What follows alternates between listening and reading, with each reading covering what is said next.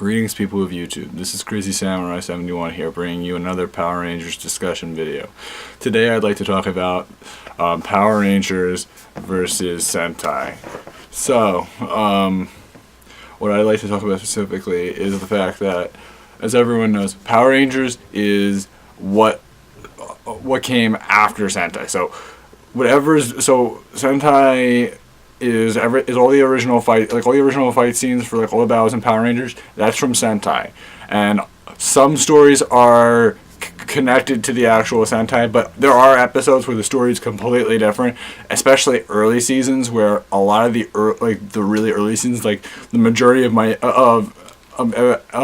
MMPR, the majority of those episodes, those were playing out original, but it varies season to season. Some seasons have more episodes that are connected to the Sentai, while some seasons have less episodes that are connected to the Sentai. Some seasons have almost all episodes.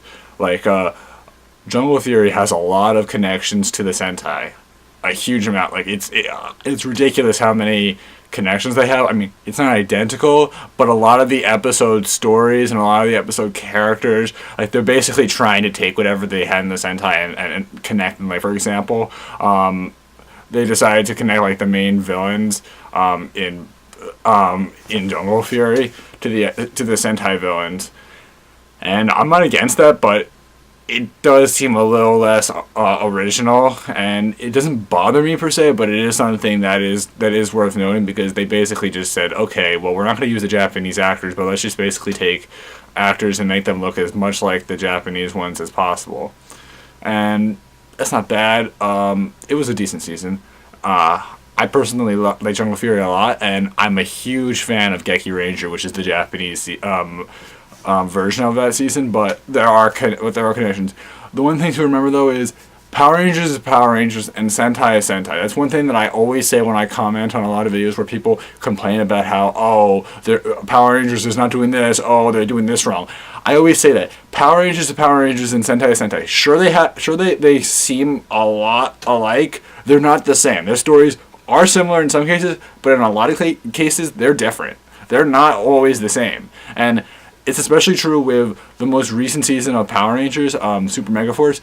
So many people have been complaining to death about that season. And believe me, I agree. There are definitely reasons to complain about it. Yes, the story is not the most cohesive story ever that they've done. But you know what? It's not the worst thing in the world. But at the same time, I understand their complaints. Believe me, with the final episode especially, it wasn't the worst thing ever. And believe me, I'll tell you this right now. You should, for those that haven't watched the extended version, you should, because if you've just watched the original version, it's really important that you watch the extended version, because there are some changes. Like, for those that are complaining about how the original version sucked of that episode, watch the extended version. It's it's an hour long, and a half an hour of that pretty much is the episode prior to it. So whatever, but it's actually a lot better. They add in an extra fight. It's actually a really good fight. There's also some references to other characters that showed up in it. There's a great little moment with Melody Perkins, who played Astronema, or Corona, as many people know, Andros' sister. And it's a great little moment that definitely is important. But definitely look into that if you haven't watched it, because it might just change your opinion of that episode just a little bit. For me, I can tell you this much: there were definitely things that I could think of that they really could have done that would have been great for that episode, especially in regard to the fact that the people could have done a lot more in that episode. Like, they had random civilians, and then the Power Rangers basically say okay, go run. Like, they didn't even have the enemies even attack them. The enemies were up a distance away, and the humans were here. They said, and the Power Rangers were somewhere else, and the Power Rangers come in and they say, okay, run, humans. And it's it would have been much more effective if they had the enemies that were a distance away and the people that were here in the same scene, and then suddenly the Power Rangers come in and they're like, run away, humans. That would have at least made sense. If they're not even affecting one another, why would they tell them? I get the logic, but at the same time, it's sort of it would have been a bit more effective. I understand what they did, but at the same time, it's like, really. That's my spiel on that final episode. I might talk a little bit more about it later, but overall, that's one thing that I really noticed is the fact that like they really could have done that. Like in everyone always connects Countdown to Destruction to that episode because of the fact that there's a lot of overall themes going on there with the whole entire like. It could be the end of the Power Rangers, it could be the end of the world, and the whole entire thing that the people are talking to each other, and it feels like they're basically trying to take a lot of Countdown to Destruction. And the thing is that they don't have to make a countdown to destruction, but at the same time, what their Countdown to Destruction was really good, and they could have taken a lot of things from that and could have improved upon what they did. Because I mean, it was good to begin with, but they did a lot of things, but they also did things really, really decently, but not great. And I get it. There's episode limitations, and yes, that's something very important people have to understand. There are episode limitations. Unfortunately, Nickelodeon isn't the most fond about having these huge seasons that last like 30, 40, 50 episodes like they used to have in the earlier seasons of Power Rangers. Like in season 1 of Power Rangers, the first season was like, what, 61, 62 episodes? And then like the next season was like 52 or so episodes. I mean, over time, if you've watched these seasons, the number of episodes has declined from less and less and less and less and less and less and less and less, and like by the time it was, I don't even remember now, I think it was like season, I think it was Lightspeed, when they started just having like 40 episode seasons, and from there it decreased over time. And the thing is that you have to always remember that there are limitations to what they can and can't do, and not to mention the other thing is that they're basing it off of the Sentai, and the thing is that they don't want to put in every single enemy, and at the same time, over time, they're not the best in regard to creating these new enemies. Don't get me wrong, there have been some enemies that are completely original, and also not to mention the other thing is that, hey, we have a Titanium Ranger, Rhett Fisher. I mean, that was at least original. I get it, that was early Saban. That was back when Saban was what everyone refers to as great, but at the same time, no one should complain about what they've done in recent seasons because yes, I understand that there are issues that have gone. I mean, people can complain. I'm sorry. People can complain, but the thing is that at the same time, consider this. There's been a big improvement. I'm not against the Disney seasons. A lot of them I really like, but there are definitely things about certain seasons in regard to the Disney era that weren't done really well because, you know what? They didn't have the same influence that they once had, and towards the end of the Disney era, they really got sloppy and lazy, and yeah, I'll say that, and people might complain to me, but it's true. They did get sloppy and lazy, and that's the reason why they kind of just let the what do you call it? The last season, like RPM wasn't a bad season. I know a lot of people really love that season. I like that season a lot, but at the same time, a lot of things that they did could have been a lot better. I'm not against what they did with that season, but at the same time, it's like if you look at what the Sentai has and what the American show has, it's like, I get it, they're two different things, and that's great, because you know what? It does show originality, but at the same time, it's like, how different can you get? Because, I mean, if you look at what they do in the Sentai and what they do in the American show, I mean, I don't even get the connection. Like, half the time, I'm just looking at it like, okay, RPM, go Andre. What the heck? Because, like, RPM has them, like, in this, like, deserted area that's, like, that's like closed off and very limited in space, and then go on, they're like traveling in this van and they're like, you know, doing their best to protect the world, and it's like a regular city setting. How different can you get? Like a desert like land with some ridiculous scenery, or you know, a regular setting. I'm not sure where their connection came into play. I mean, I'm basically saying a very minor version, a very shrunken down idea of it, but overall, it's one thing that I have to say that, sorry about that, it's one thing that I do notice is that some seasons, they, like towards the end, they just kind of like, I don't know, like it just felt weird. I don't know. I mean, I get it at the same time, like, what else could they really do? They had to make something original because they're not going to, like, basically take the entire concept and redo that, but I mean, at the same time, it was a bit lazy. I mean, and you could say, well, you could argue with that Jungle Fury, well, a lot of the themes there were kept practically identical in comparison to RPM, where like RPM was completely different. That's true, and I will not argue with that. But at the same time, they went from being like very, very similar to being completely different, and it's not a bad thing, but it's very like fast and very shocking, and it's just like out of nowhere. I'm not against it, but it's something that I do notice. Another thing to remember is that you always have to remember the fact that the American like for example for Super Mega Force, plenty of people complained about the fact that there were a lot of moments, like for example in the episode related to RPM itself, they go to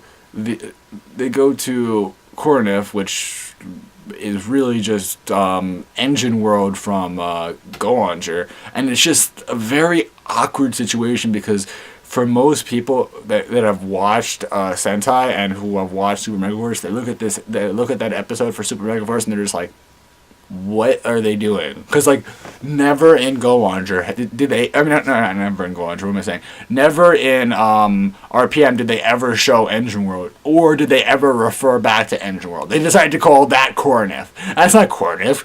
Use the actual Coronif. Don't use that. I get what they're saying. I get what they're doing, because it's like they have them the entire time basically. Morphed, I believe. I feel like they don't, but I believe they do. Regardless, it's kind of lazy and it's kind of sketchy, and I get the fact that they really didn't really want to have as much. But they really rushed that episode, I feel. But at the same time, there's a lot of things they could have done to work around it, and I get it. They weren't able to get any of the RPM Rangers, although I'm sure although I don't know why they didn't look. I mean, I'm sure that they tried to look to find someone, but at the same time, it just seemed kind of lazy. The other thing to remember is that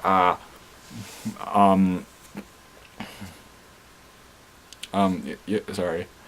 The other thing to remember is that I'm sorry, I'm like distracted right now.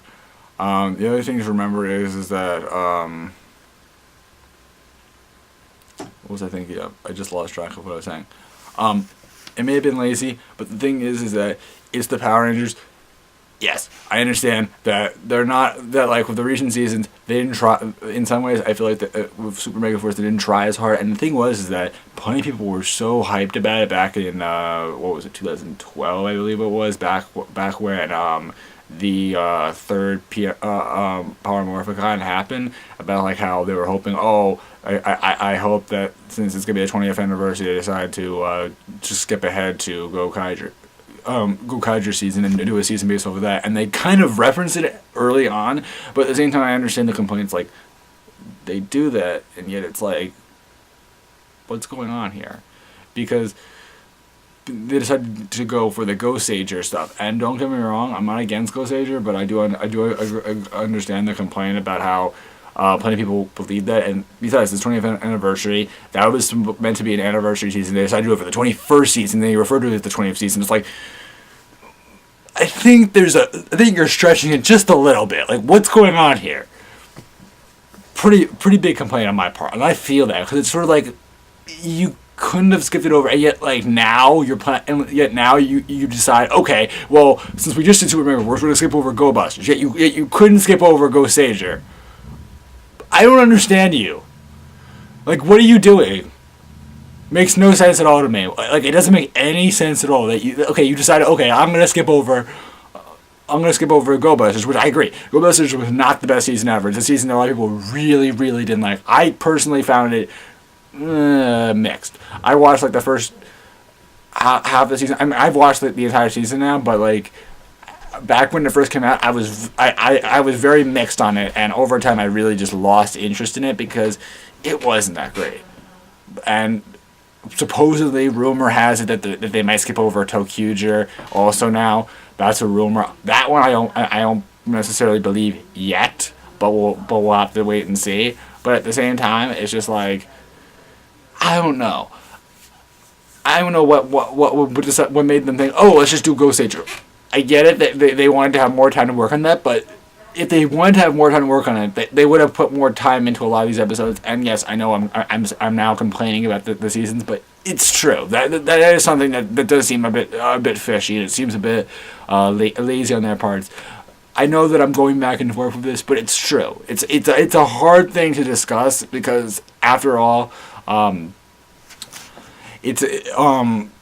was expecting Go Kaiser to be season 20, not Go Sager, and it wasn't the best season ever, but it wasn't the worst season ever, and it does seem to disappoint in some ways. But one thing I will say is that now, since they're not worrying as much about having to put in all these extra rangers and having to spend all these extra funds, from what we see of from what we see of Dino Charge, it's looking pretty decent. Like I'm very excited for it because hopefully it will be great. The only thing so far that I can't tell is what they will do story-wise, like how much connectivity. I mean, the character profiles, I mentioned only Red's character profile, but I would like to talk a little about the other character profiles that they're matching that I really am happy about. Last time, I already mentioned Red's. Another character that they talked about was the fact that, okay, they're keeping Black to be like a flirt. That's awesome because for those that remember Kuro Black in the show, he was a complete flirt. Like he was a big playboy the whole time, and it was just,